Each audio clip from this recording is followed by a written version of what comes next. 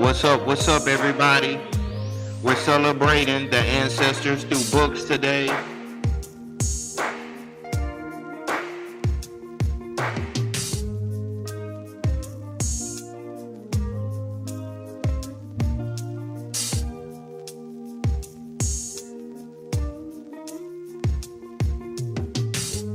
I'm celebrating my ancestors today, right?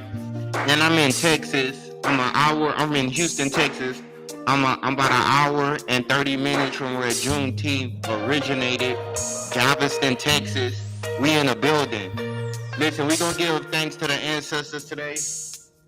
Shout out to everybody, the Orishas, Obalata, all of my people in West Africa, my people in the States, my Gullah Geechees, my Black Americans, my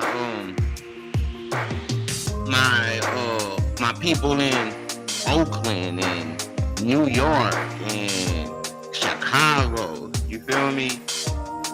Dallas, Houston, Atlanta, right? Miami. Shout out to my homie Keaton from Miami Gardens. You know, he just graduated from FAMU. Shout out to you, bro. You know, I don't get to chop it up with everybody that I would like to chop it up with because we grown and we living our lives, but that don't mean I don't love you, baby. And that goes for everybody. Today, I want to celebrate the ancestors. So, can you do one thing for me? Can you just vibe out for about a minute or so, 2 minutes or so? And this one for the ancestors. For what they went through, how they was able to make it through this, how they was able to make it through what they made it through. Yeah, we gonna celebrate today, baby.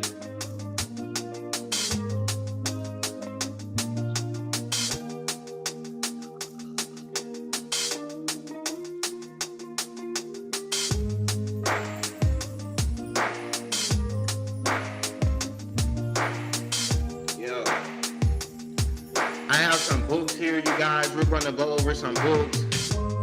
I'm in Houston, Texas. Shout out to your boy. I done made Houston my home. You feel me?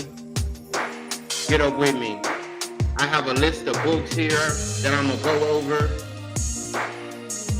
And this is how I'm choosing to celebrate the ancestors today. We're gonna celebrate the ancestors through books. I don't have to listen to what somebody told me because they told me firsthand.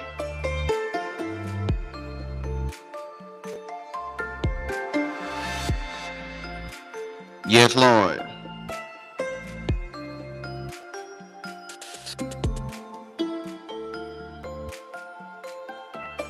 Also, we're celebrating my ancestors. I'm in Houston, Texas, where Juneteenth originated in Galveston, Texas. That's about an hour, 30 minutes, hour, 20 minutes from where I'm at. So I'm really feeling the energy of the ancestors. But I hail from Louisiana. Yeah, a very spiritual.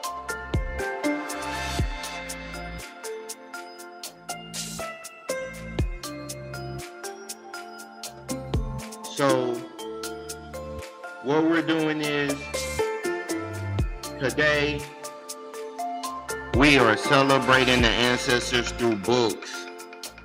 They went through so much, you guys, to get us here. It'll be disrespectful for me not to honor my ancestors.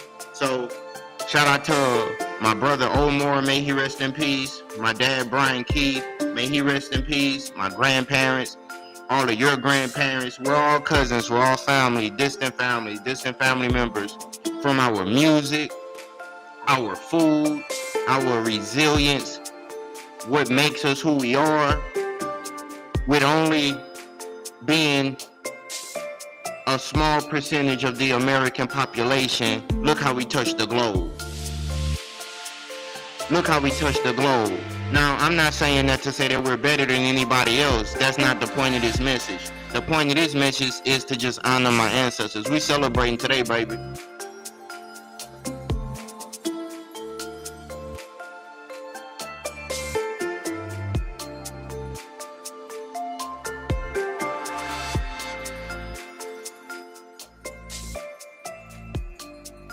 If you're ever going through something, sometimes you gotta reach down deep and remember who you are.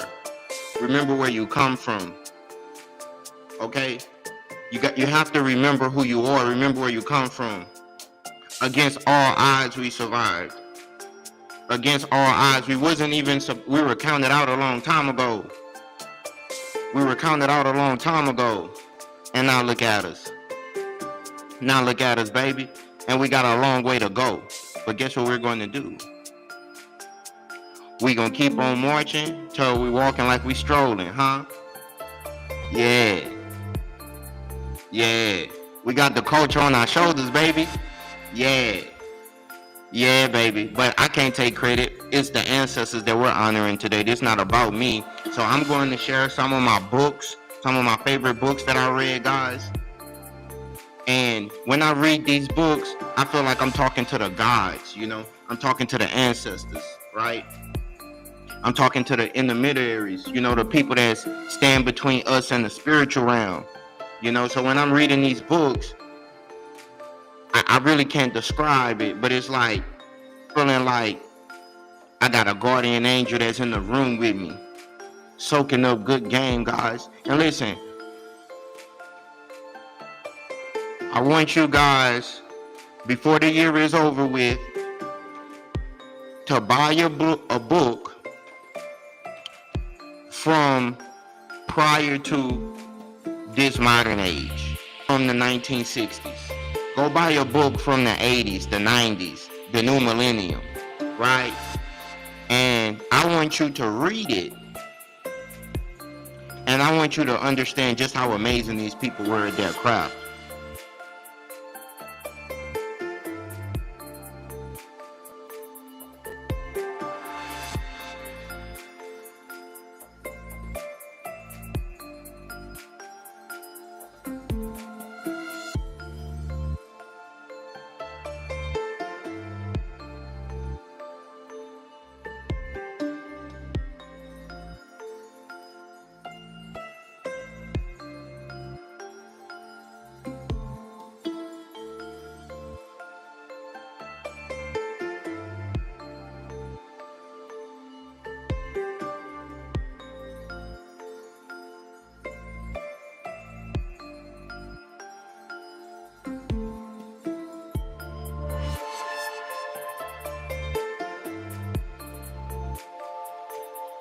All right. All right. Let's get to it, guys.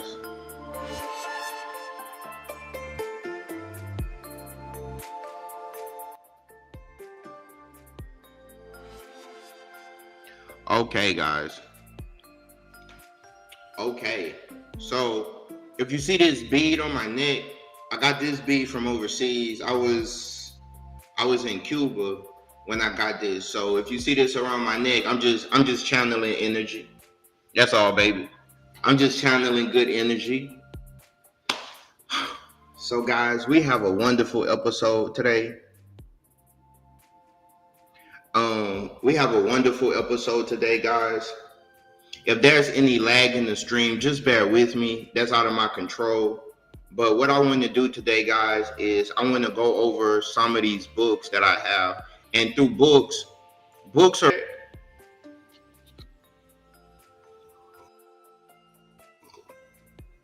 there's a spiritual connotation with writing, with reading. Guys, when you write or when you read something, you're using both sides of your brain, first of all. Your left side, your right side. And what I want to share with you, I'm going to share with you, according to ChatGPT, what is the benefits of reading. So here are the five best benefits of reading. It improves brain function and memory. Reading stimulates mental activity, enhances neural connections, and boosts memory and concentration. 2, expands vocabulary and language skills. Regular reading exposes you to new words, phrases, and sentence structures, improving communication and writing ability. It reduces stress. Immersing yourself in a good book can help you lower stress levels by allowing your mind to escape daily pressures. 4. Enhances knowledge and learning. Books offer insights into different subjects and perspectives, increasing your understanding of the world. 5. Boosts imagination and creativity. Fiction especially encourages visualization and abstract thinking, which can enhance creativity and problem solving, guys.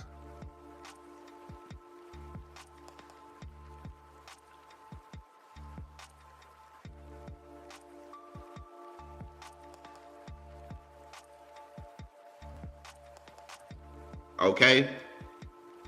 So, reading has a lot of benefits. Okay? Now, we know, if you don't know, you've probably heard some of the things that they say, that a lot of young people are not reading, that we live in this digital age, that a lot of young people are struggling, right?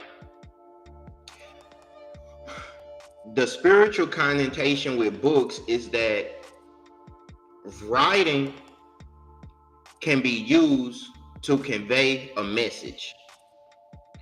Do you know humans are the only animals in the animal kingdom that write? We're the only ones that do this. So this what really separates us from other animals in the animal kingdom. This is a God-like power that we have. And I need you guys to channel that. Okay? Channel the energy I'm sending today. We're celebrating the ancestors through books today, baby. Now, I'm reporting live from Houston, Texas. Let me cut down the music just a little bit. Thank you. I'm reporting live from Houston, Texas, which Galveston, Texas is the birthplace of Juneteenth. So what I'm going to do is I'm going to get into the history of Juneteenth, then I'm going to, so bear with me.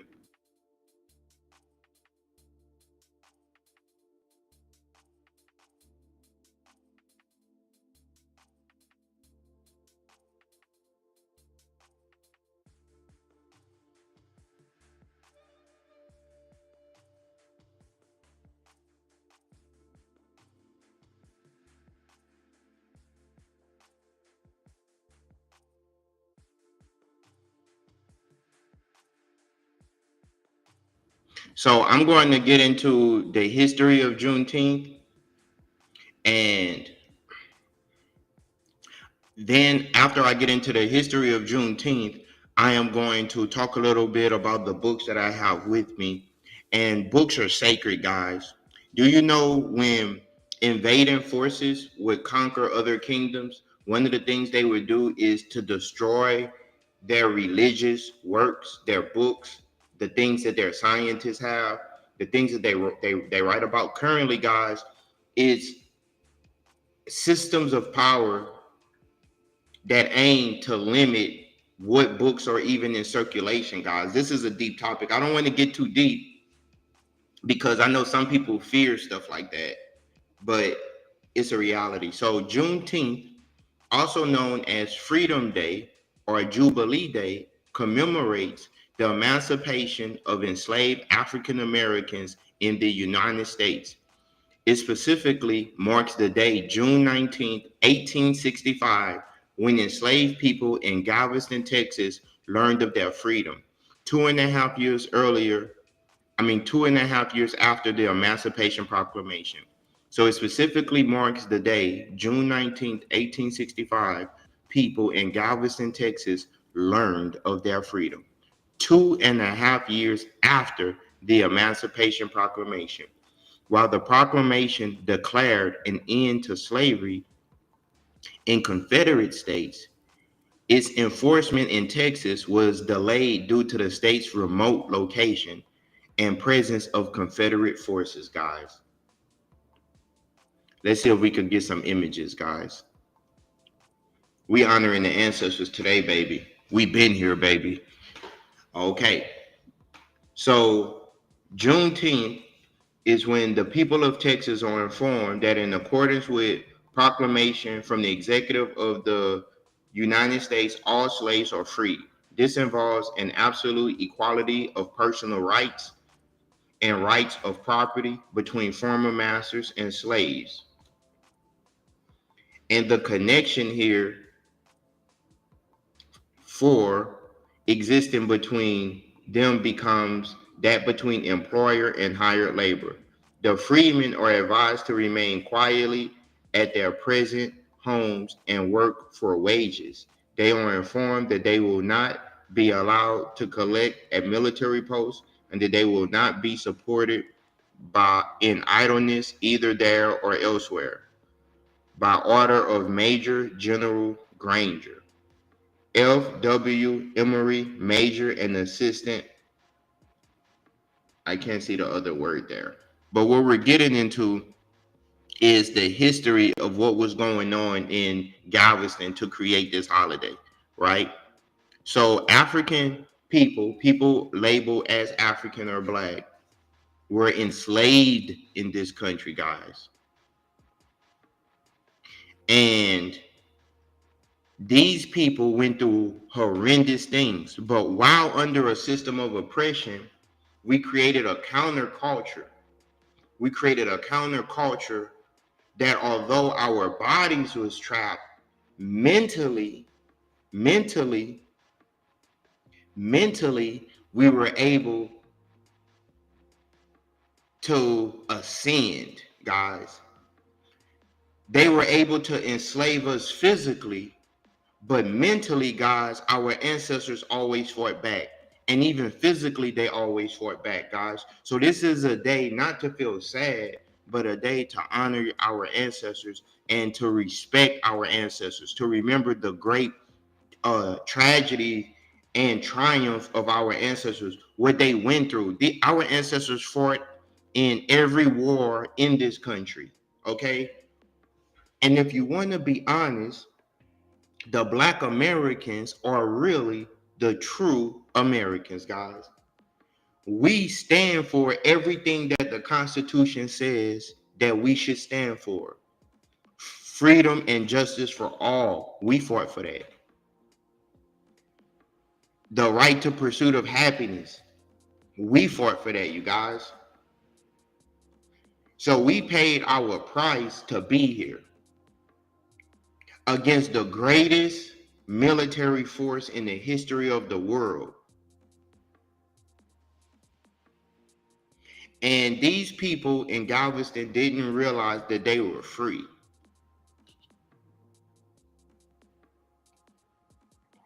So now we celebrate Juneteenth to honor our ancestors, you guys.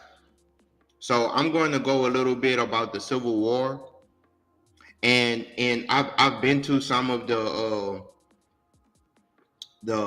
war sites, like in Mississippi, in Vicksburg, Mississippi. Black people, black men and women supported the fight for freedom for us in this country, guys. And it's a quote by Abraham Lincoln. Let me find a quote who says that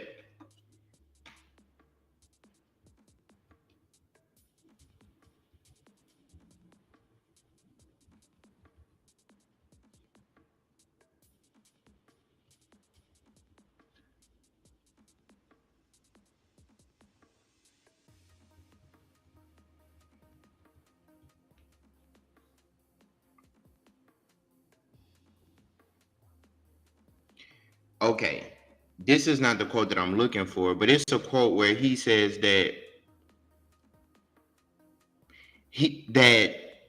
the North would not have won the war if the black soldiers would not have fought in it.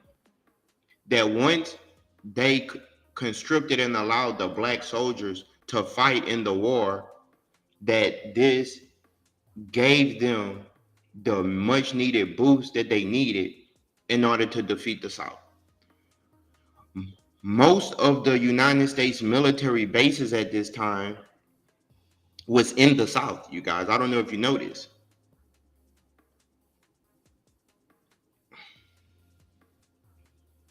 Was in the South. Virginia, Georgia, Texas. A lot of the regiments was in the South, you guys.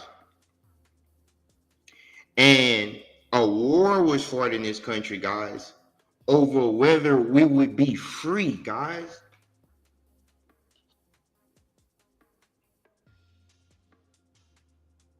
Think about that for a second.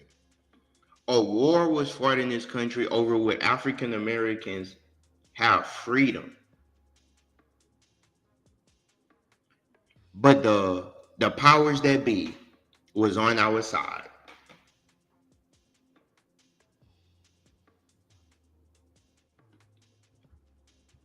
The powers that be that was on our side.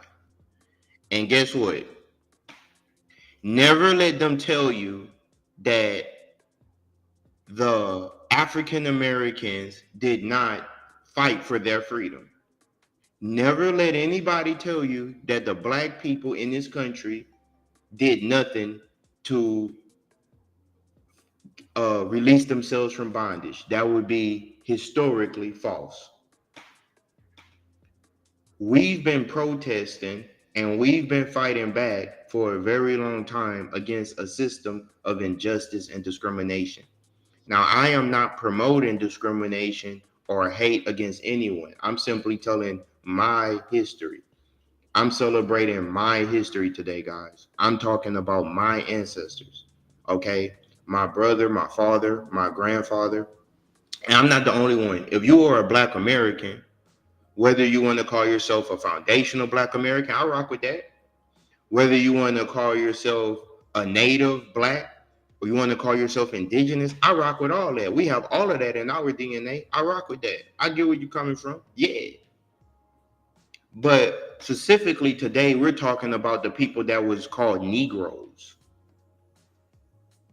They went from Indios to Negroes to African Americans. Guys, they could call us what they want to call us. Just know I am that I am. I am that I am. So the black people in this country, guys, they fought to overcome a historical injustice, guys. And when we made it out of our servitude, guys, we were never given anything to right that historical wrong. Meaning, we never received reparations, we never received land, we never received finances to pull us out of the degraded state that we were in. But did you know, after the Civil War, that black Americans, black freed slaves, built schools? Black freedmen built schools, guys. You got to really understand how deep our history is, guys. That the people that was denied everything, that it was illegal for us to read, illegal for us to write, illegal for us to um, hold political office, guys. That we came out of slavery, guys. And did you know that when we came out of slavery, guys, that black people were actually doing better? And then during Reconstruction, this man, Andrew Johnson,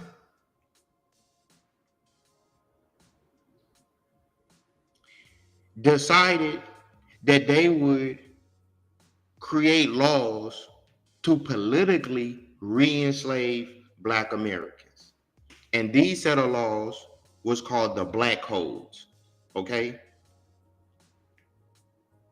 These laws was called the Black Codes. Okay? So the Black Codes, let me go to AI mode. The Black Codes was laws that was put in place to re-enslave us, guys, after Reconstruction or during Reconstruction.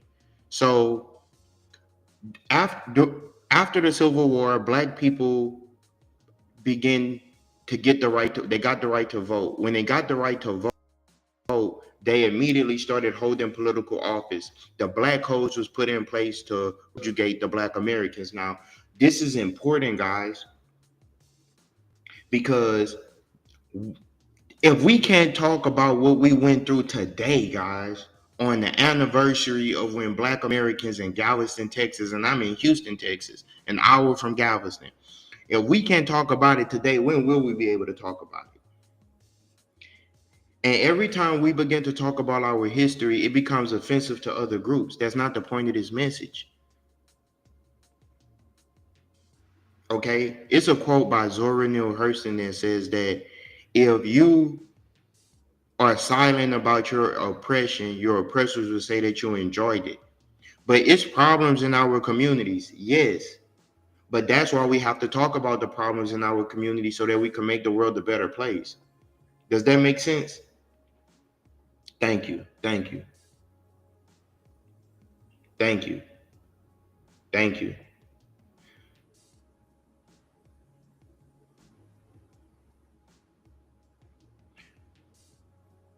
So today, guys, we are celebrating the ancestors through books. And I'm going to get to that in a minute, but I just kind of had to do a brief history of how we got here. All right. I have to do a brief history of how we got here, you know.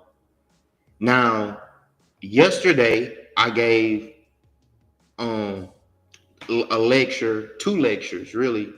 All this week I've been giving lectures. You know, the spirit was on me. The spirit was speaking through me, honestly.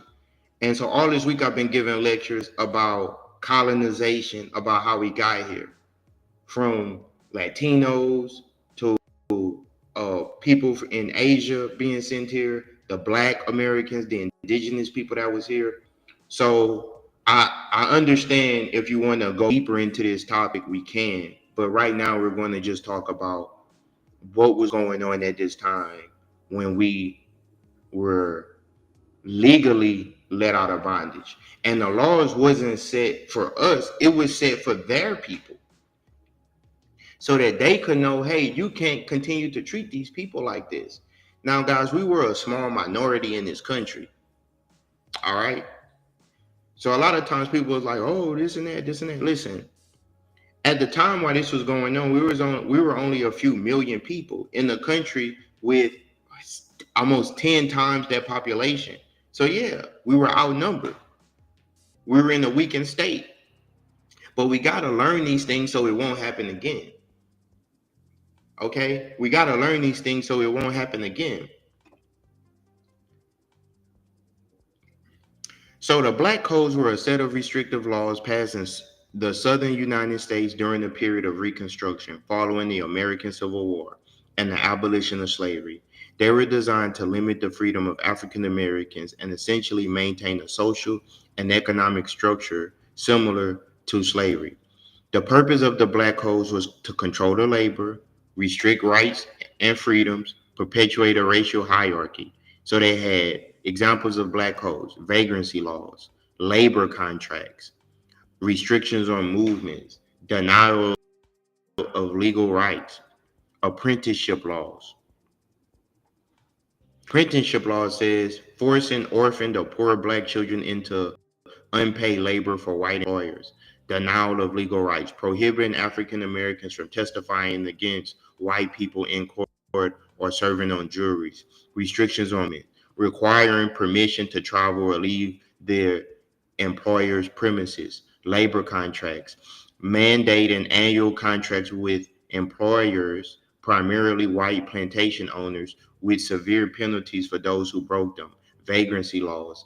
These laws declared Black individuals without employment or permanent residence as vagrants and subject to arrest, fines, and forced labor. Impact of Black Codes: limited progress. The Black Code significantly hindered African Americans' ability to gain economic and political autonomy after the Civil War. Forced labor. Through various provisions, including vagrancy laws and forced labor contracts, the Black Codes effectively re enslaved many African Americans and ensured the cheap labor supply for white landowners. Racial oppression. These laws perpetuated a system of racial discrimination, reinforced white dominance in the South. Now, it wasn't just in the South, because I always read this. It wasn't just in the South, guys. This is across the United States. Okay, listen, I've been to New York several times. I've been to the East Coast several times. I've been to Illinois and stuff like that several times. In my opinion, guys, I'm treated worse in Illinois than I've ever been treated in the South. So when they try to play a game where they just blame the South. Oh, it was the South. It was the South. Actually, guys, the South is one of the best places that you could be in the United States for a person of African descent or indigenous black person. This is the place to be. This is where our culture is the most dominant. So the legacy of black codes is while the black codes were eventually repealed, many of their provisions were later reenacted in the form of Jim Crow laws. These laws, which enforced racial segregation and further restricted the rights of African Americans, continued nearly a century until the civil rights movements brought about the passage of the Civil Rights Act of 1964. So think about that, guys. 100 years after slavery ended, Jim Crow era, 100 years after Black Americans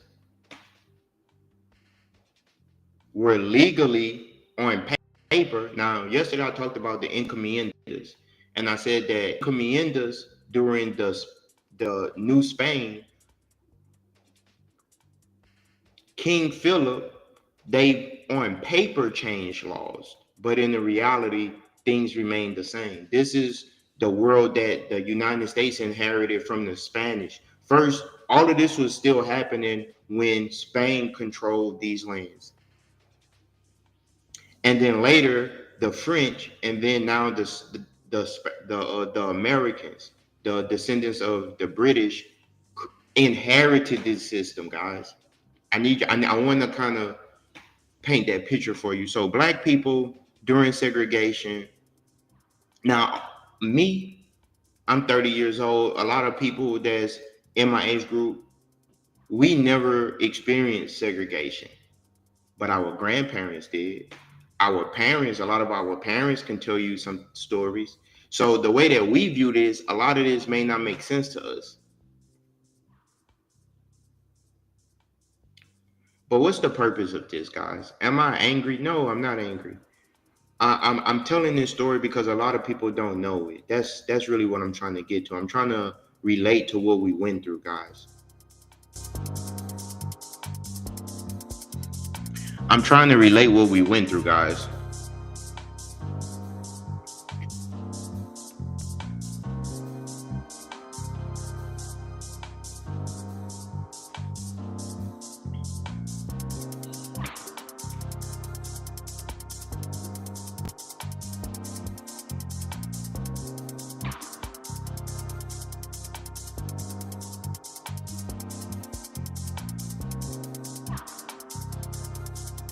Let our people vote.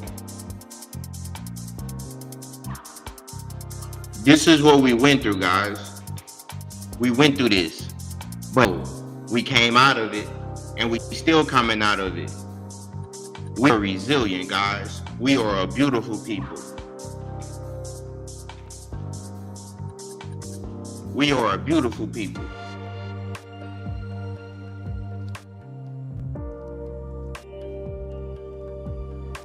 We are a beautiful people. We been fly, even under oppression. We come on, man. But we got a lot of work to do, baby. I want you to pay attention to how the people was dressed in this time period. Look how sharp they were dressed, right? They had immaculate style, guys. Ladies and gentlemen, we in this together, okay? I know usually on the app, they like to promote male versus female, all of this type stuff. Nah, we in it, we in it together, baby. We in this together, baby. I don't know if you know that. We in this together, because we went through it together.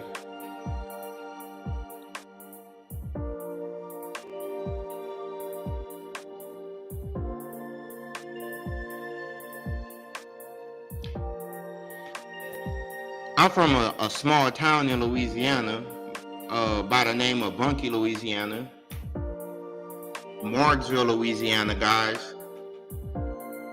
My grandparents are from a Creole place called Morroville, Louisiana.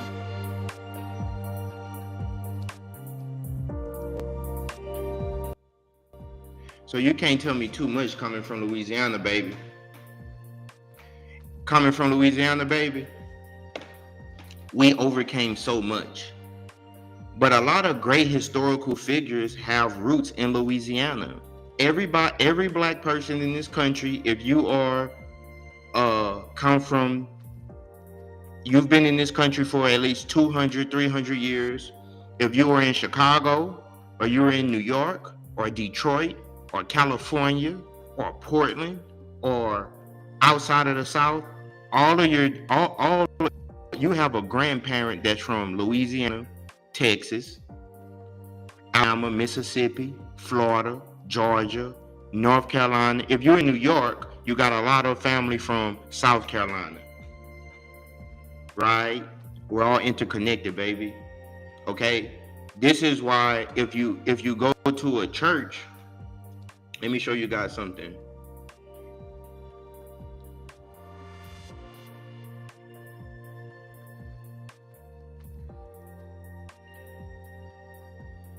If you go to a church in the South, or you go to a black church in New Orleans, you go to a black church in anywhere in the country, they're going to be similar. They're going to be similar. Why? Because the roots are in the South, guys. And I don't just want you to look at the church from a religious thing. I want you to look at it how we used our spirituality, just like in Cuba, they merged Christianity with Obalata, and they created the Santeria. Just like in West Africa, they merged Voodoo with Christianity. We did the same thing in the Americas, guys. Just like in Mexico, they merged indigenous beliefs with Catholicism. We did the same thing here, you guys. A lot of people don't know that. That's why the way that we practice it is different than the dominant society, you guys. But I'm gonna get into the books in a minute. Okay, I just had to kind of show you what we went through, what our people went through.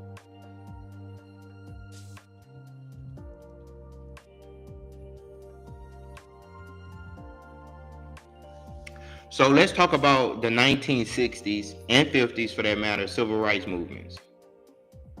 Okay. During the 1960s were a pivotal period in the American civil rights movement, a struggle for social justice that aimed to gain equal rights under the law for Black Americans. Key aspects of the 1960 civil rights movements, the goals. The movement aimed to end Jim Crow laws and practices. It also sought equal rights in housing, employment, and social life, as well as voting rights for Black Americans.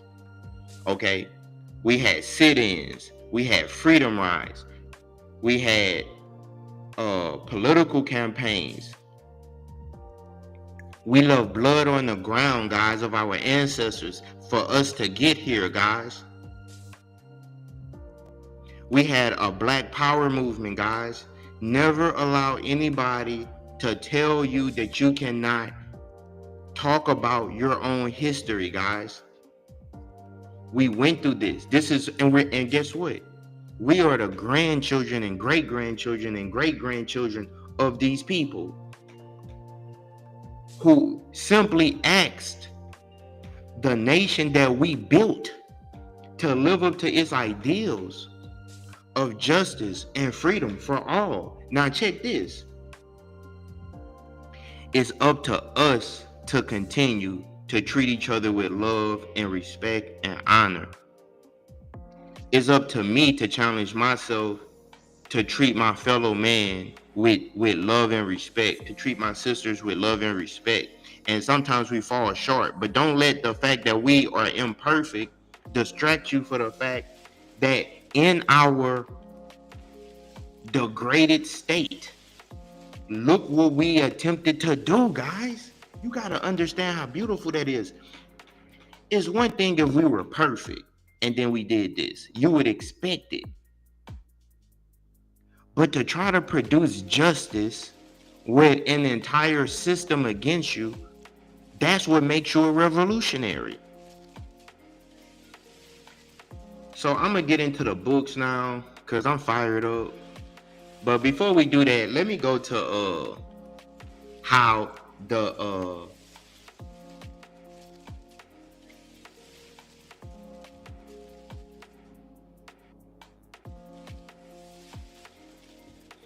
let's talk about a little bit about our music before I go into that. So we had Motown, right?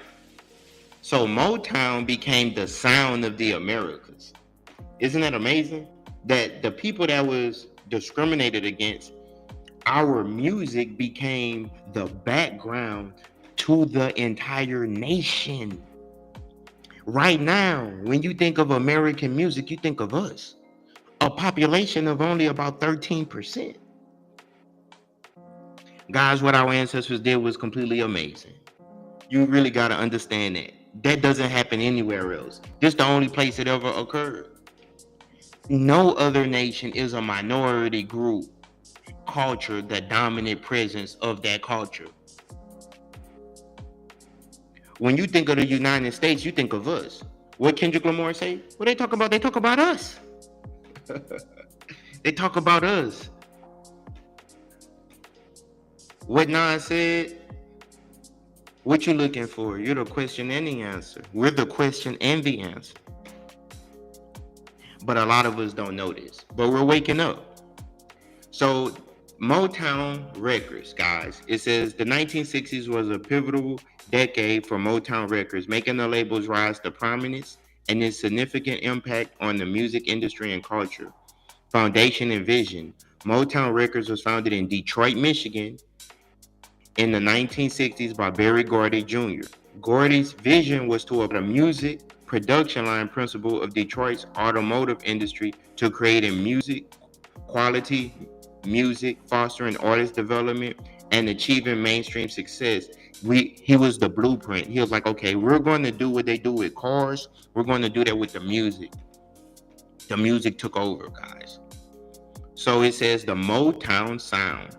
Motown cultivated a distinct sound categorized by polished production, catchy melodies, prominent bass lines, layered instrumentation, two drummers, multiple guitars, and the call and response vocal style influenced by gospel music. That's why I was showing you the pictures of the church and how a lot of what we learned in that affects everything else, guys. We used our ability, our spiritual abilities to protest and to shape culture. It was a sign of resistance. This approach aimed for mainstream appeal, blending rhythm and blues with pop sensibilities. Okay, so some legendary artists is Diana Ross and the Supremes, Smokey Robinson and the Miracles, Stevie Wonder, The Temptations, The Four Tops, Marvin Gaye, The Jackson 5, Martha Reeves and the Vandellas, Gladys Knight and the Pips. Then these people help influence the crossover success. Motown achieved groundbreaking success in crossing racial barriers with his music, appealing to both black and white artists. This was particularly significant during the civil rights era. Now, hold on. While we're talking about music, let me go back to the history of the Delta blues, guys. Now, I've been listening to the Delta blues my whole life. Okay, so this is a legendary blues artist by the name of Robert Johnson. His story was really entwined with the story of the recent movie Sinners?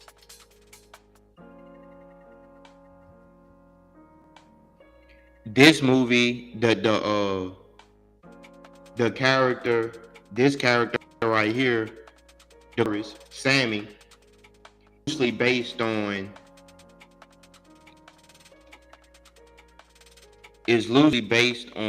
Robert Johnson and the story of Robert Johnson selling his soul and becoming a legendary blues artist who later passed away in the 27 Club. So the Delta blues is a regional style of early 20th century American folk music originated in the Mississippi Delta region. It is considered one of the earliest forms of blues music. Now, this music is notable. Delta blues musicians are Robert Johnson, Charlie Patton, Son House, Muddy Waters, and he later popularized Chicago blues. Mississippi John Hurt, Skip James. The Delta blues has had a significant impact on other genres, including rock and roll, folk and country music, guys. Chicago blues. It's no music in this country that is not created. The roots of it is us. Who they talking about? They talk about us. Think about what we were able to do under oppression, guys. This is what I'm getting at. Look what we were able to do with limited resources, guys. Imagine if we had billions of dollars.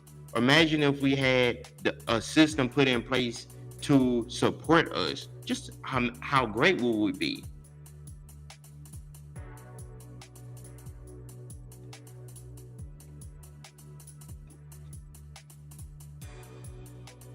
And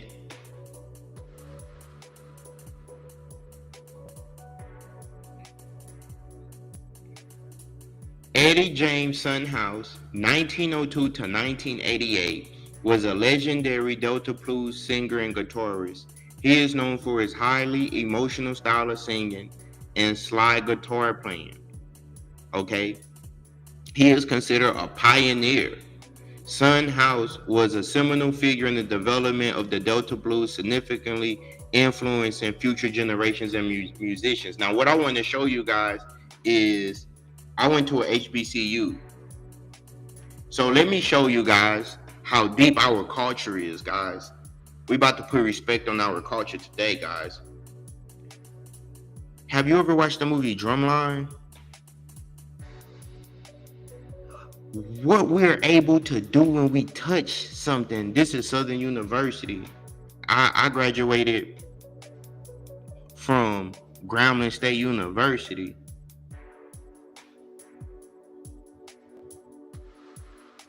Okay? And what we've been able to do has touched the globe, guys. I remember I was in Miami. I had my brother with me. May he rest in peace, Omar. And the guy seen his Grambling shirt that he had, and he was like, "Oh, you're in a Grambling band?" And this guy was a Latino. And my brother was like, "Yeah." He was like, "Man, I love it." He was like, "I love what you guys do. You guys are amazing. Look, our beautiful sisters."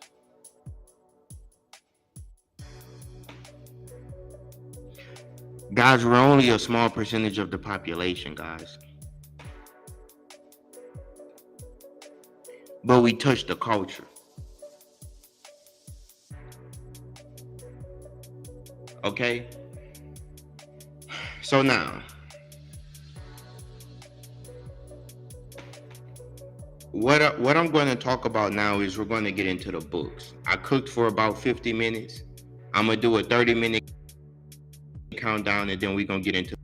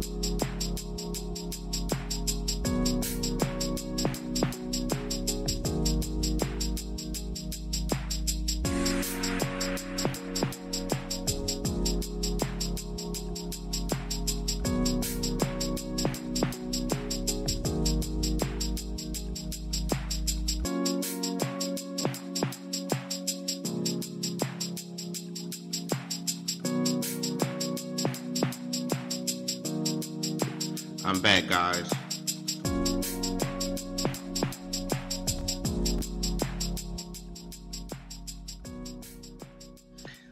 I love this topic, guys.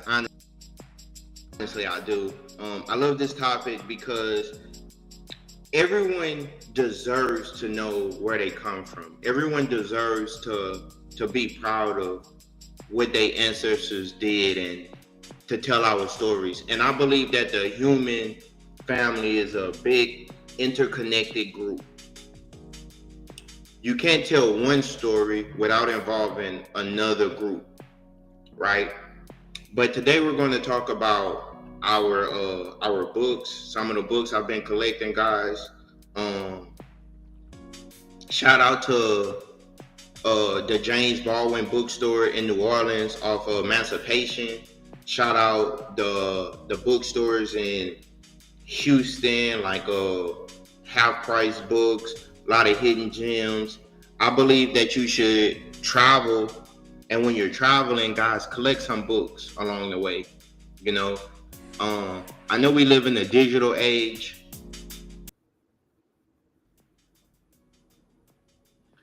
I know we live in a digital age, and we have a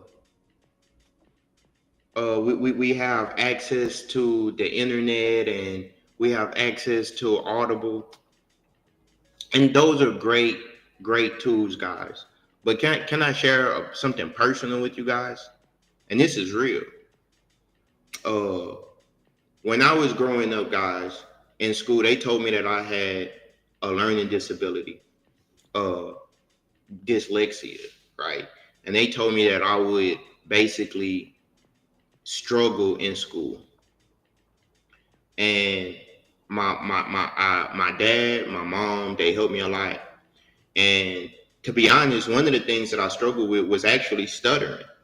Like just now, these things still affect me to this day. But since then, guys, I've done amazing things by just learning to embrace my flaws, learning to embrace things. Um, in college, uh, I was able to talk to different people. I went to a HBCU, which I think is an amazing experience. I think that every black person in the country should go to a HBCU. At least you don't have to go there all 4 years, but at least give it a year. Go a semester. You know, and if you want to go to another school or university, cool. If for your grad school you want to go to another school, cool. But one of the problems is that I know college is expensive, the rising costs and stuff like that, but it's elements of that experience that's actually amazing. You know what I mean?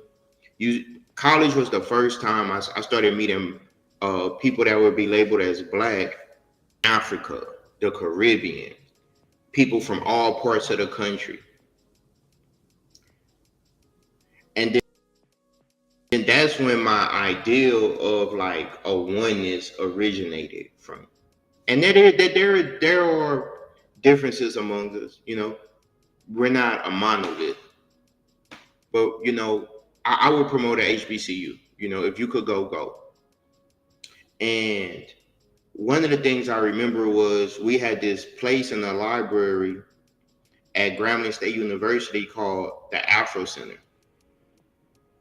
And I used to go there all the time, guys. And back then I wasn't even really like reading per se. Like I think I was more so just browsing than anything. But I remember I was reading this one book by a guy named Alan Lomax or Alan Lomax, Lomax. You could look it up. And he wrote a book comparing Dr. Martin Luther King and Malcolm X. And I remember in college when I would go to attend class and stuff like that, that was one of the first times that I felt that I was learning things that I didn't previously know about. And not just like people and culture, but also mathematics. I remember I taken I had to take a course called Math 099, which is a remedial math, and I took pre-calculus 1 and 2 and calculus in order to graduate. Guys, I I'm not bad at math, honestly. Like I would say I would give myself like I'm average when it comes to math. Like um the thing about mathematics is formula based. But I don't want to get off topic. But what I want to say is that what college taught me was to apply myself. To apply myself. That's the point that I'm making. If you apply yourself, because no one is going to hold your hand. I had to pass Math 099. I had to pass pre-calculus 1 and 2. But then when I took calculus, I enlisted some help. I ain't gonna lie. I was like, yo, help. But I remember going to tutoring, guys, because I was gonna flunk. I had to go to tutoring. I still remember the schedule. Tuesdays and Thursdays I would go to tutoring. And one thing I learned is the classes I went to tutoring for, I would do well in. And since I was consider myself decent, when I wouldn't study, I wouldn't do well. And I had this friend, uh, college girlfriend, and one thing she would do was she would read a lot. And so we read a book together. We read a book, Alex Haley Roots. Guys, before I went to college, I remember that's when I first got interested in books. And I read a book. I started going like to Barnes and Nobles, you know what I mean? And I read a few books. And so, but when I went to college, let me see, like a book like this. In college taught me how to get through a book this size. It's one thing if you're reading something that's like 100 pages, 200 pages, like short stories. And so the people that I met in college, I just want to say thank you guys, gave me really good game when I was in university.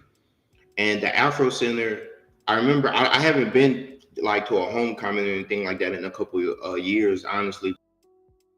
But I know that they were doing some things to where they were going to digitize everything. I don't think that's a good idea, because I think the digital world and the physical world needs to coexist. We need both. So let me get into these books. I'm going to show you some of my favorite authors with no further ado. So what I'm going to do is I'm going to pull up the author as I talk about them, okay? So the first author I'm going to talk about is Walter Mosley. Now, I just finished this book earlier this week, or on the weekend. So let me share my screen with you guys. So Walter Mosley is an author. He writes, his most famous works is books dealing with a crime detective by a guy named Easy Rawlins. And if you are familiar with what's the Tyler Perry and the Alec with the Cross series, like that with the detective, Walter Mosley inspired that. That's actually, in my opinion, I can't verify this, but that's actually um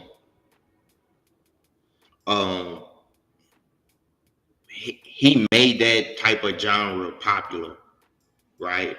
Black detective stories. Walter Mosley also helped write in this. I know you've seen this before.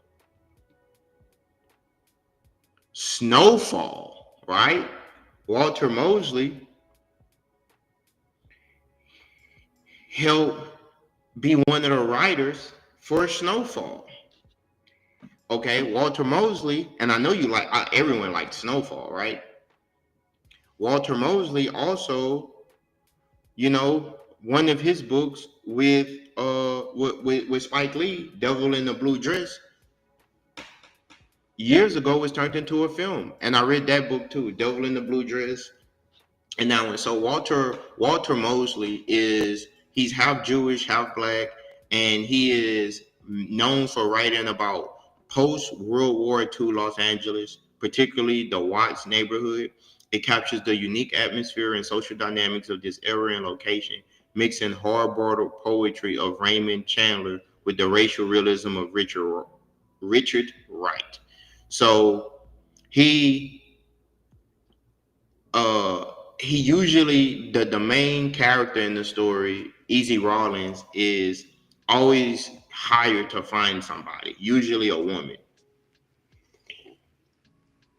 And then through that, he's going through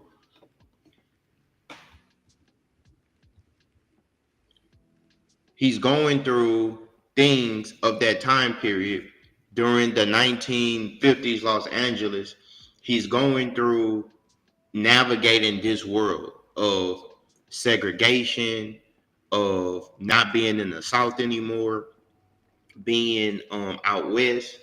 And I have the book right here. This is one of the books I'm talking about, Walter Mosley, Black Betty. I just finished this book, guys.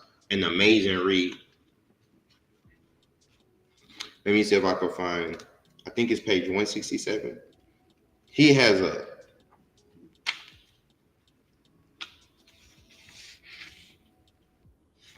I don't know what page it is, but he has a way with words that just, if you read 20 pages of one of his books, you're going to want to finish it. Okay. So that's Walter Mosley. I would give him as one of the best writers of the 20th century among black writers, but among writers in general. He has to be one of the best. And then the fact that he made it to the 21st century, writing for shows like Snowfall, like I said, writing for shows like Snowfall, this proves what I'm saying. Because that was a hit show in modern times. So that brings validity to what I'm saying, guys. Okay. Now the Blue Dress is a great book. So shout out to Walter Mosley. He passed away. A lot of the people that I write about, I'm not write about that I'm speaking about, they're no longer here with us. So this is why I'm talking about channeling the ancestors and stuff like that, because their books were so amazing and they're no longer here. And this is what make what they wrote so awe-inspiring, because this guy book was, and his stories are reimagined from people like Damison Idris and um Denzel Washington, Spike Lee. They even have the detective Cross, Alex the Cross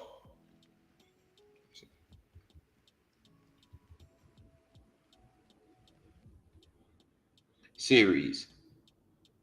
This right here, guys, the Alex the Cross series, this is directly inspired by Walter Mosley, guys. And this turned into, so you see what I'm saying? One of the greatest. But guess what? The average person don't even know who uh who Walter Mosley is, guys. May he rest in peace, man. For real. Great author. So what book I'm gonna do next? Okay, I'm gonna do this book right here. I'm not done with it, but I'm gonna go ahead and do it.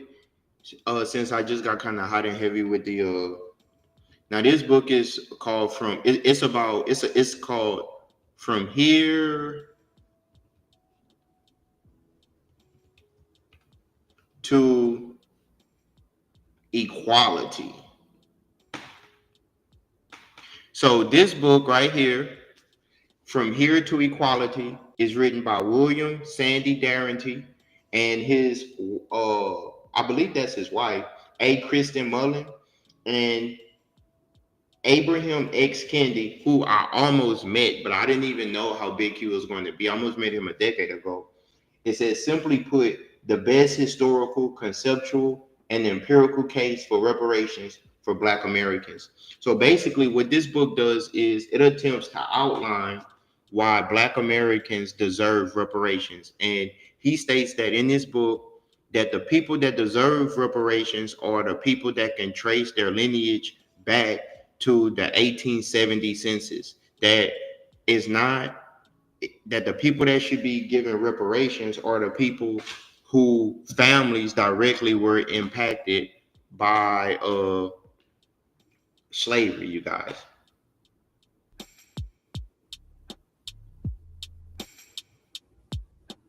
So that's really a really good book, you guys. And um it attempts to argues that systemic racism and discrimination have resulted in significant wealth and opportunity gaps for Black Americans. It explores how historical injustices such as slavery and Jim Crow laws have created present-day economic disparities for African Americans. The author proposed a reparations program that includes a substantial payment to documented Black Americans of slavery in the U.S. They contend that reparations are a moral and historical necessity to address the ongoing impact of slavery and discrimination. And it is a comprehensive step-by-step guide on what was going on and what companies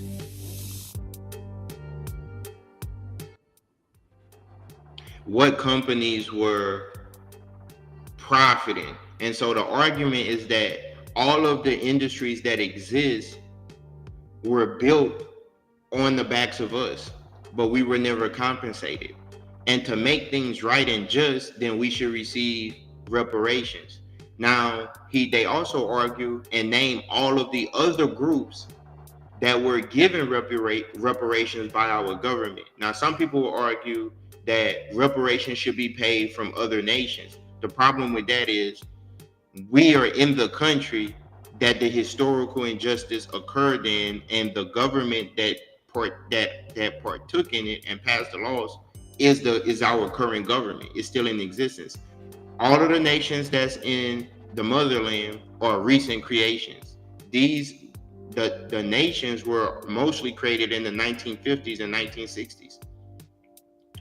A lot of the nations that's in the Caribbean, they were just trading posts. Okay, and so all of the countries that's in Africa right now were created or divided in the 1890s at the Berlin Conference, you guys. So we can't say, well, go back to this country, because those countries wasn't in existence. So that's the argument that they make, along with the companies that we built that was funded through our servitude. And as a result, these companies and our government should pay us our just due. And that's either true or it's false, right? Now, this book that I'm about to bring up, he's a West African writer, and I know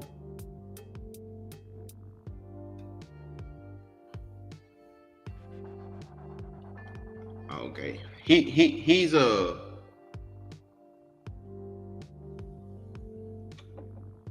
West African writer, guys.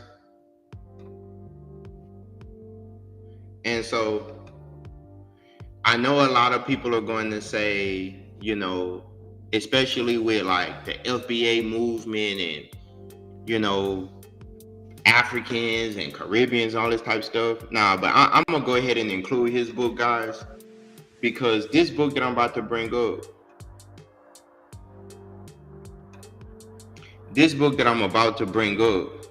is a monster. So I am going to go into Chinua Achebe. All right. And this book is called No Longer at Ease. Guys. Wait, hold on. First of all, let me just show you Chinua.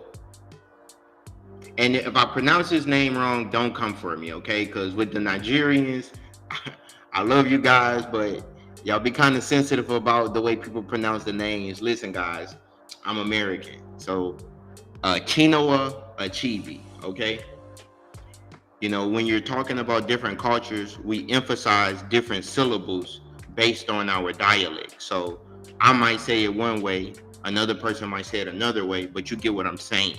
So that's the point. Okay, so Chinoa Achebe is one of the best authors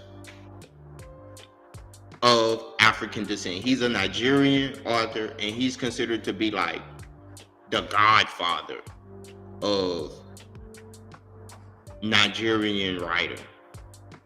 Like he would be like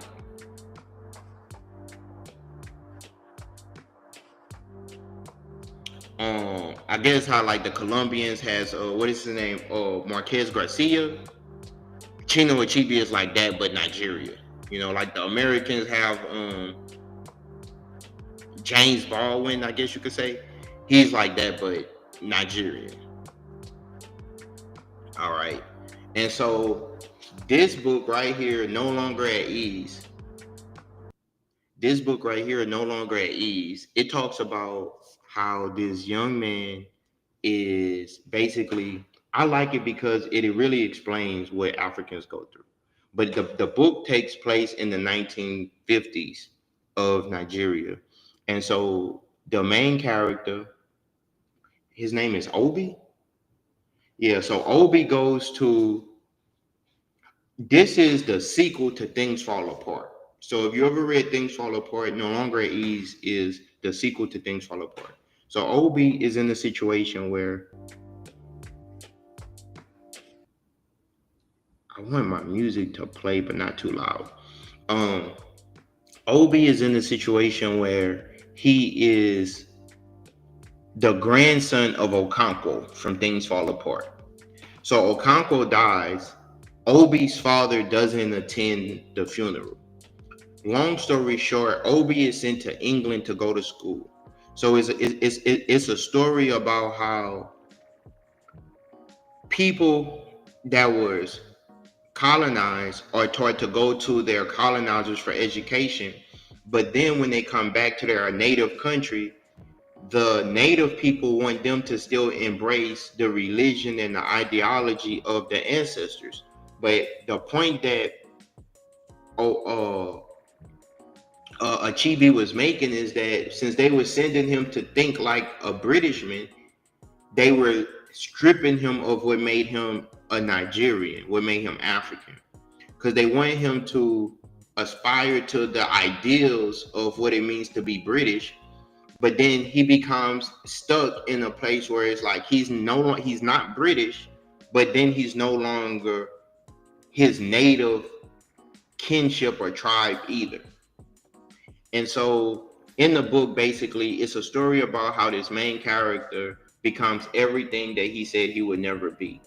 So the book starts off with him in a situation where he's in court and he's put in a position where basically he would become a crooked government official. And it's like in the book, he's talking about how he would never become a crooked government official.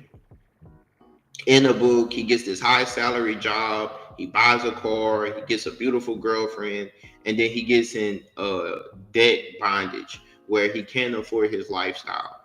But then what ends up happening is they come to him to get a scholarship to go to the universities in Europe. And so women start offering him favors in order to do it in money. Eventually, he does it. His girl that he's in love with in the story, he can't marry her because her family is cursed, according to Nigerian folklore. So her family is cursed, and the father and mother is like, you can't marry this girl. The dad is a Christian and turned his back on the animist religion of Okonkwo, the grandfather from Things Fall Apart. Obi is telling his father, how could you be Christian, but then you want me to follow the religion of your father that you don't follow? It's a story filled with contradictions and irony. And you can read the book to find out more. It's a really great read. He really like Things Fall Apart doesn't have a good ending because Okonkwo is unalived by himself. In this story, Obi is at work. His mom passes away. He doesn't attend the funeral. His dad is upset. The job is the reason he couldn't go. The job gave him status, but in a way, it's a metaphor for how taking on the colonizers, or what they perceive to be the colonizers' way of life, they lose their soul. They lose their way of doing things. Is what the story is talking about. The main girl that was cursed in the story that he wanted to marry, he ends up telling her how much he wants to marry her, how much he loves her, and that he doesn't care what anybody has to say about her. And then she gets pregnant in the story, and they terminate the pregnancy. So everything that he claims to stand for, he falls victim to. And it's a story about the system that is the person, is the nature of the person was corrupt, or is it the nurture, is it the environment, nature versus nurture. So that's a really good read, you guys. And let me go to the next story. So that's this one, No Longer at Ease. I even get it right here. No, this is the version I got. No Longer at Ease. It's a classic. I think I did a pretty good job breaking that one down. Yeah, so it deals with expectations and pressure, cultural class. Clara was the girl that he was in love with. It deals with her. She's supposed to be cursed. Financial struggles, corruption and downfall, and a tragic ending. You know, a chibi. If you read in a chibi book, it's going to have a sad ending. He doesn't believe in happy endings in his books. I would tell you that right now. So if you're reading one of his books, just know that it's not going to have a happy ending. Okay, let me see. So now we're going to go. Let me see if I can tell you. We're going to go to James Baldwin. So James Baldwin, and this book right here is If Beale Street Can Talk. I actually got this book from New Orleans, at the James Baldwin bookstore off Emancipation. And James Baldwin is a historical figure, of course, notable for being LGBT before that was even a thing. He is an amazing writer. Some of his books includes If Beale Street Can Talk, Giovanni's Room, where he explores same-sex relationships in the era of segregation. And he was born in Harlem, New York. Baldwin's early life was marked by poverty and discrimination. And basically, it was like he identified with being both black, being LGBT, and how being black and gay shaped his reality. But he felt that he was hated for both things. For one, being in the same sex, but also by being black. And and he's an amazing writer. Oddly enough, he was raised by a Baptist minister who is strict, and their relationship and Christianity is also one of the center points of Baldwin's writing. And so, if Beale Street can talk, if Beale Street could talk, is a story that was also turned into a Netflix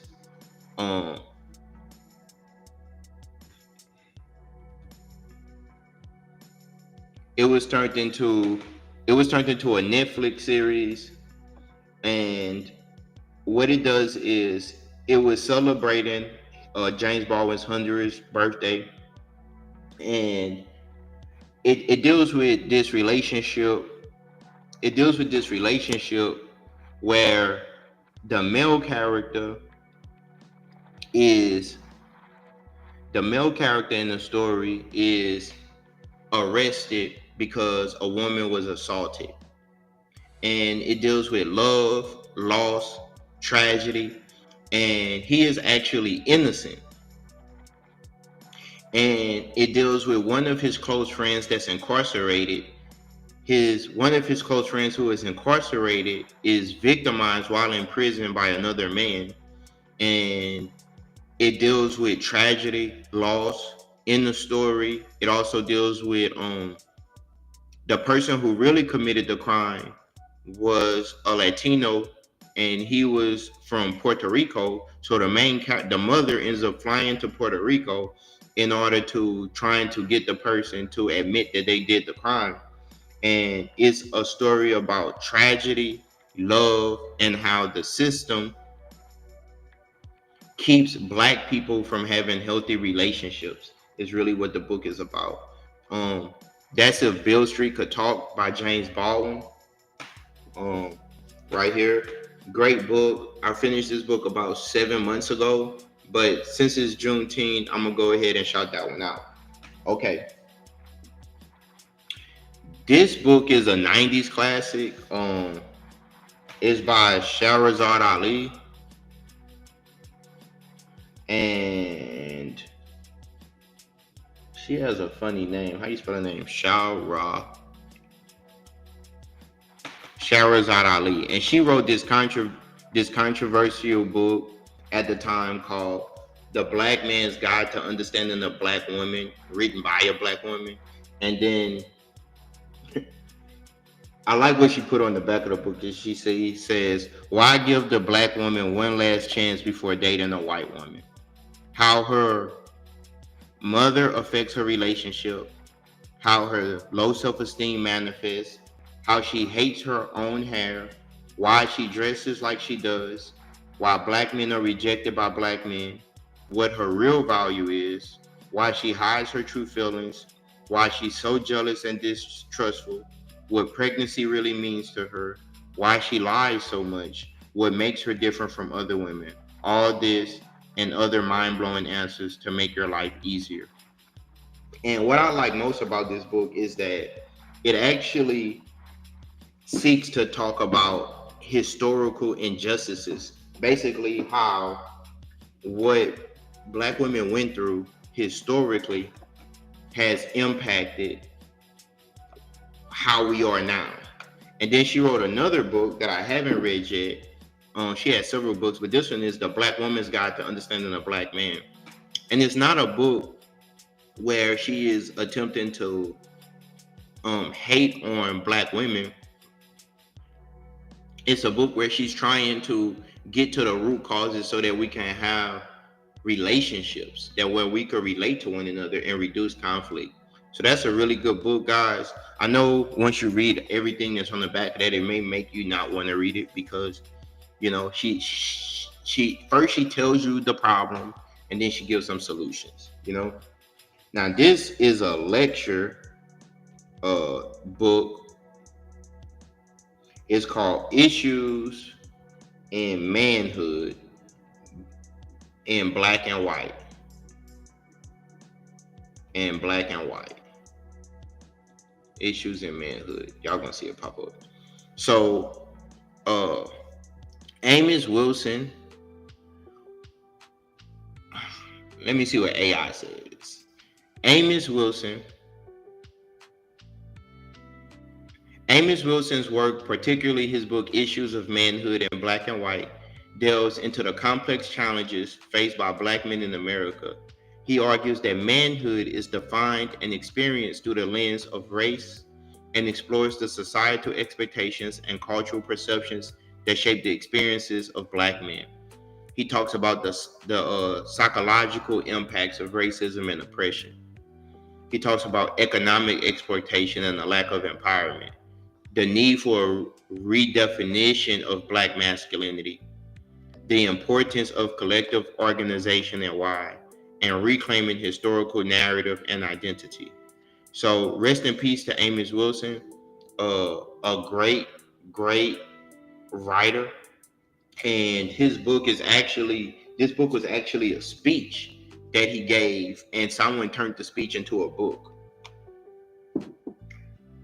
Now, this book right here, guys, is a really heavy read.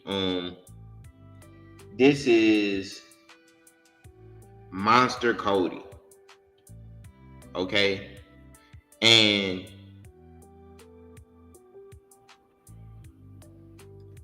Monster Cody, the autobiography of an LA gang member. And he later changed his name to Sanyika Shakur. And he was a part of the 8 Trey Crips, okay?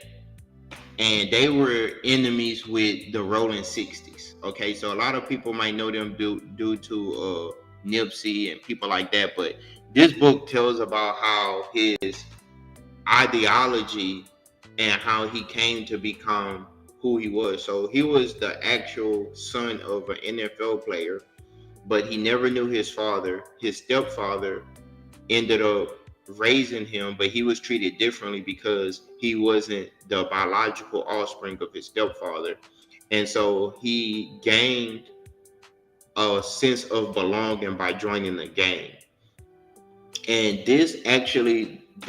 he was there when the organization took off, okay? So the book talks about what was going on. And he passed away June 6, 2021 at the age of 57 in poverty, actually, although he had wrote a best-selling book while incarcerated. This is the book right here. It's some stuff about this book I'm not going to get into, but it was a scene in the book where they had a guy named Fat Rat and it had a guy named Big T. They were incarcerated together as juveniles, and basically some abuse was about to take place with Fat Rat about to do something to Big T. Man, so Big T was a tall, slender guy. Fat Rat was like a real chubby guy, and they were fighting, and all three of them was in the cell. And they were like 16, 17 years old, and they were preparing to be shipped to the adult prison. Big T had just came back from the adult prison, and he was telling, at the time the Crips was at war with each other, and he was telling Fat Rat and Cody, they called him Monster, that they should not be at war eyes with each other because they were all a part of the same thing. And basically Monster Cody intervenes and stops Fat Rat from hurting Big T. But it really shows you how gritty and how mean and how nasty the streets are, and how people are actually dehumanized behind bars. The craziest part about the story is that he earned the name Monster at the age of 13 due to his extreme violence. So what ends up happening is he attacked somebody during a robbery, and he hurt them so bad that they were disfigured.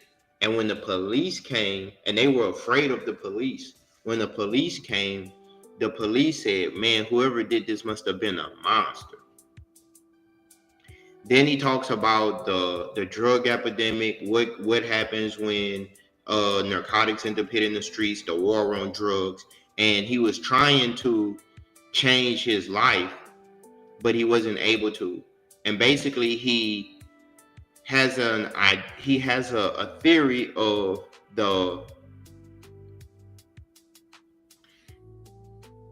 he has a theory on what he calls the 4 levels of banging. Well, first you want your name, and as you know, he was friends with Tupac Shakur. The first level of banging is you want your name to be known and respected. Then the second level is you want your name to be respected with your group. That when people speak of your group, they speak of your name because your name is associated with your group. The third level is, if I'm not mistaken, is you want your group and name to then be connected with an idea, an ideology. And then the highest level of this is what he says is basically to where when they bring up your set or your group, that they automatically bring you up along with the idea of what you represent. That's some deep stuff, guys. I'm sorry, like that's a really deep read. Now, this book right here, this person right here is associated with Tupac Shakur, and I read her book for the first time this year. Right here, it's called Asada, an autobiography, and it deals with the Black Panther Asada Shakur, which her government name is Joanne Chazamard. And man, the deepest part of her story, she's infamous because on the New Jersey Turnpike in 1973, a police officer is shot. They blame her for it. She claims she didn't do it. Later, she's broken out of prison. She escapes. She gets a flight to Cuba. At the end of the book, she calls home to Cuba. Now, in between that is a lot that happens. It's like a coming of age story. Talks about her growing up, her family in South Carolina. It talks about things that she's experienced in her life. But the saddest part of the book, guys, is while she's incarcerated, her and the other Black Panthers, she ends up getting pregnant, having sex, getting pregnant while incarcerated, and she's forced to give birth while handcuffed to the bed, guys.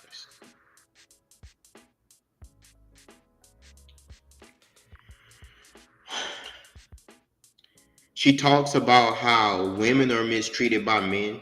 She gives some examples of that. And to me, it's a brilliant story where she no longer wanted to be associated with the Black Panthers to a degree because she believed that injustice or discrimination is not solely race based. That she wanted to produce an idea where nobody would be mistreated. And uh peace and love to Asada Shakur. Recently she just made the news. They were talking about extraditing her from Cuba. And this lady is in her 70s and or maybe even 80s. Like I just read this, it says Asada Shakur, the fugitive, the United States has been demanding from Cuba for over half a century.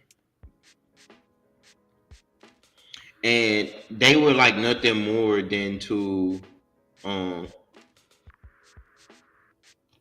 bring her back to the States for a crime that they don't even know that she committed.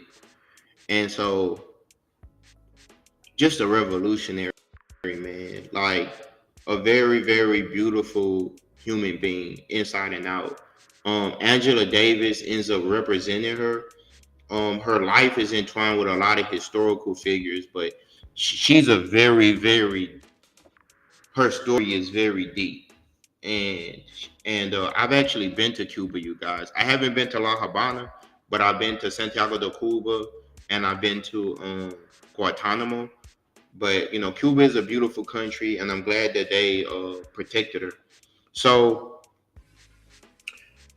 I have a few more books, and I'm gonna try to get through these rather quickly. So this one was a sad book. It's not written by a Black author, but it's about a Black experience. And this book is called "Fire in the Crane Break," and it talks about one of the last mass executions in no, that's not what I mean.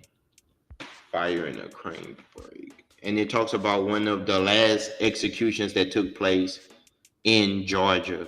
So it's a very sad book. It talks about these four black people who in the 1950s were basically executed and their families never received justice in Georgia. This is the author right here, Laura Wexler, and it details what was going on at this time in Georgia. And 50 years later, they were trying to solve the crime, but these people, they had a formal funeral, but the crime was never solved. Okay. And basically, these people were unalived. These four black people were unalived,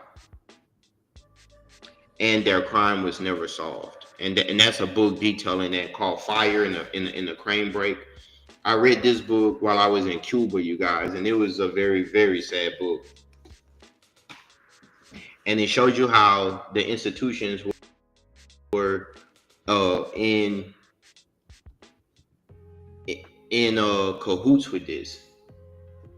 So another book I'm going to talk about is Lighten Up the Load is Eric Thomas. So Eric Thomas, he's a motivational speaker from Detroit. You might have seen him on YouTube. This is his book, You Owe You, and Ignite Your Power, Your Purpose, and Your Way. If you ever need to be inspired, you should probably pick up one of Eric Thomas's books. He was in a situation where he dropped out of high school, he dropped out of high school. He became homeless, and he talks about what he went through as a youth. So the reason that he dropped out of school was because he didn't he dropped out of school because he didn't know who his father was. And the man that raised him turned out not to be his father. So he went through a rebellion in Detroit and he becomes homeless.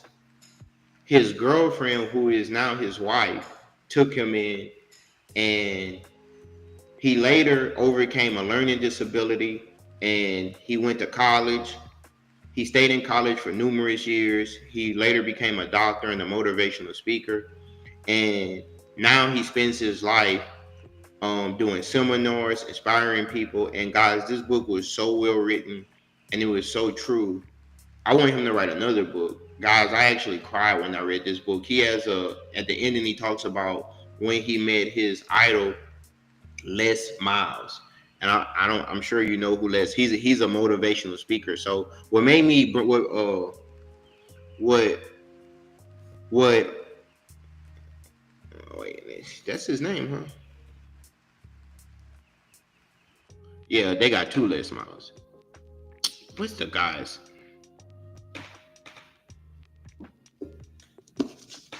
Why is not picking up? Make sure I'm spelling it right. So in the story, he met his idol, guys. That's what I'm trying to get to.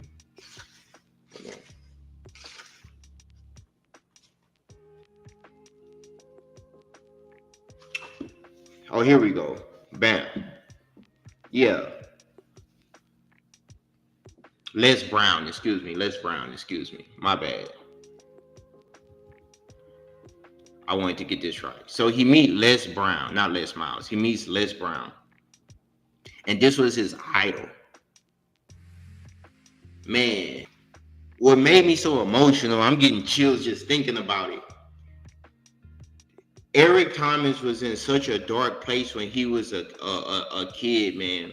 And reading one of this man's books and works helped pull him out of this dark place, guys. And it's a story about resilience and overcoming problems. And later on, when he becomes who he is, he meets Les Brown as an equal. And it was like,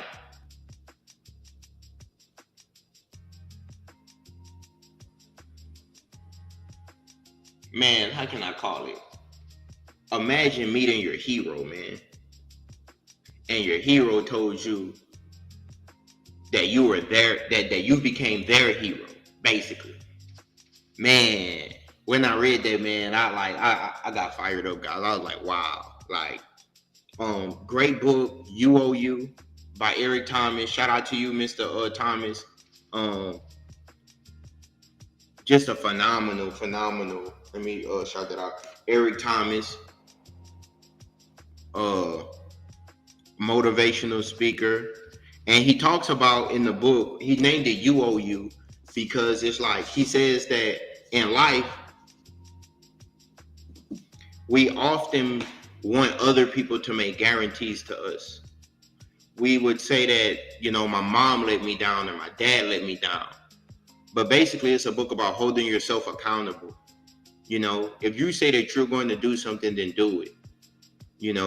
And he says that in life, oftentimes, that we do things and we blame others for it. And he reflects on basically it was okay that he was mad at his parents for not telling him the truth, but the way that he went about dealing with it was the problem. If he would have dealt with it differently, it would have been that he could have been mad, but he didn't have to go sleep outside. He talks about managing your emotions and how he overcame immeasurable odds. He overcame immeasurable odds. He could have been in prison. He could have joined a gang. He could have made some really stupid decisions. He pulled himself out of that. He talks about his wife. She developed brain tumors, and how he willed himself to earn enough money to move to a place to where her health would be in a better situation.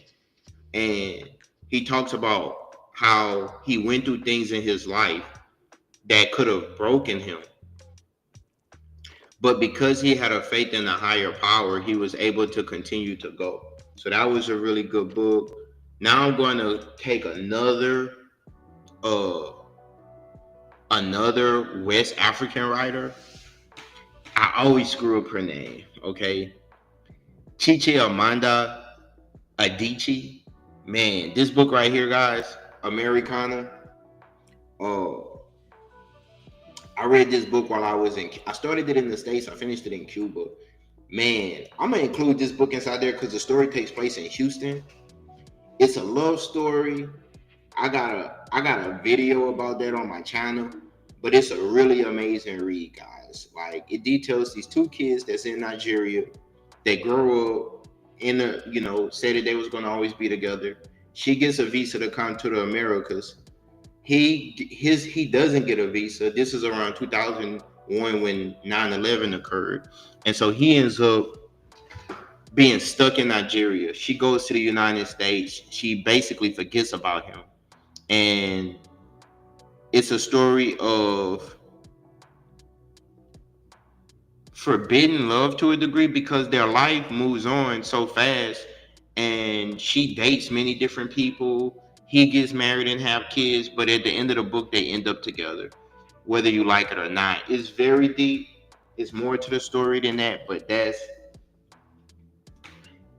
to me, how I read the story is you always read books, or you used to read books where it's like the male is the playboy. Well, that book, she's the playgirl, basically. Like, she's the player. Okay. Another book is Sugar by Bernice McFadden. Let me find one with a nice cover. So I read this book right here, and it takes place in the American South in Arkansas, and it follows a worker who moves to a small town. She moves next to a family, and she becomes very close with the family. The family she moves next door to, basically, the male figure in the house is actually her biological father, but she didn't know. The family that she moved next to, their daughter, who she resembles, passed away, and the mother and her become close because of this. And later they find out the truth. It's a big story, and things get really deep. It's like a story about alienation, abandonment, um, the need for belonging. It's written by a woman, Bernice McFadden. It's a great book. I was hooked when I read it, and it was really good. Now I'm going to go into the realm of science fiction. So I read this book, Octavia E. Butler, and I'm currently reading one of her books right now. But this book is called Clay's Ark. Okay. So Clay's Ark is a crazy book. So it mixes science fiction, like, let me say, like alien invasion. It's an alien invasion, but the aliens, it's an alien invasion. It's an alien invasion, right? But the aliens are not. It's a story about alien invasion, but the aliens are not like this. The aliens are not in spaceships. They're not little green men. The aliens are germs. The aliens are germs. And when the germs spread, you're infected, and it makes you turn into an animal, basically. And the humans that are infected with this disease, they walk, the offspring, they walk like this. They become like what we perceive animals to be. It's a very deep story. It's a very deep story.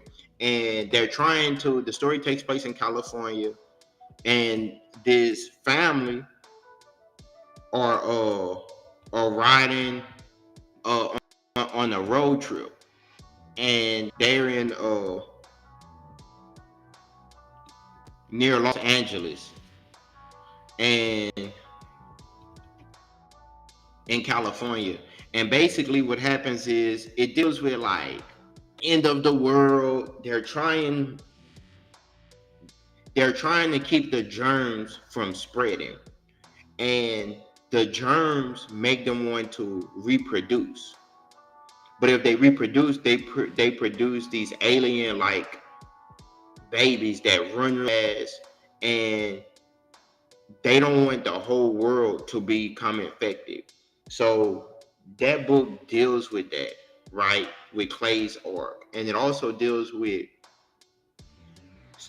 very deep science fiction. Kind of like what's this?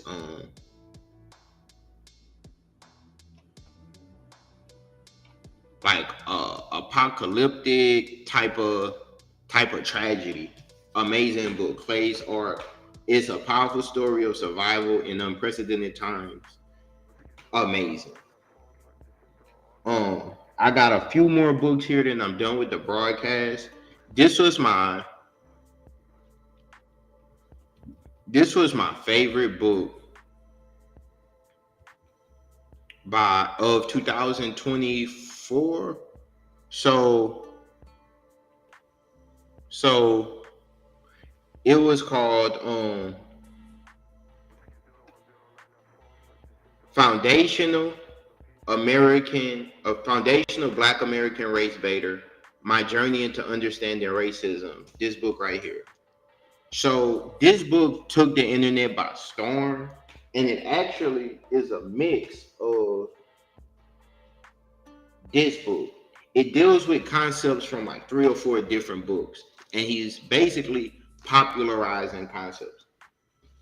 The book asserts that Black Americans are a distinct ethnic group, that Black Americans deserve reparations, and he talks about his journey into understanding racism from a child to an adult. It's a really, really good read. It took the internet by storm, and it was actually one of my favorite books of uh, It was one of my favorite books of 2023 or 24. So this book right here is by Dr. Claude Anderson, and what he wrote a book called Powernomics, guys. And what Powernomics attempts to do is it's a national plan to empower Black America, and it is a significant work focused on strategies for Black economic and political empowerment in the United States. He addresses racial disparities and systemic racism. Um, he gives a framework on how to build through self-respect, collaboration, and unifying economic and political structures. He talk about college degrees versus trades. He talk about the educational system and how to get political power so Black Americans can get from being the bottom of the social class, how Black people can rise. Now, he had a job as working directly underneath the president of the United States, right? Where he could distribute resources with the permission of Congress. So he's not just somebody that's talking.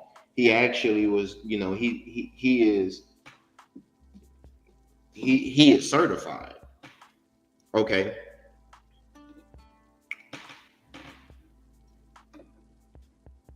The last two books is we have Rich Paul,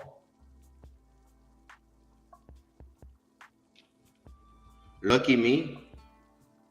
Now this Rich Paul is an influential sports agent and CEO and founder of Clutch Sports Group, and it's a memoir. And he talks a lot about his mother and his father. He was raised by his father, and his mother was addicted to drugs.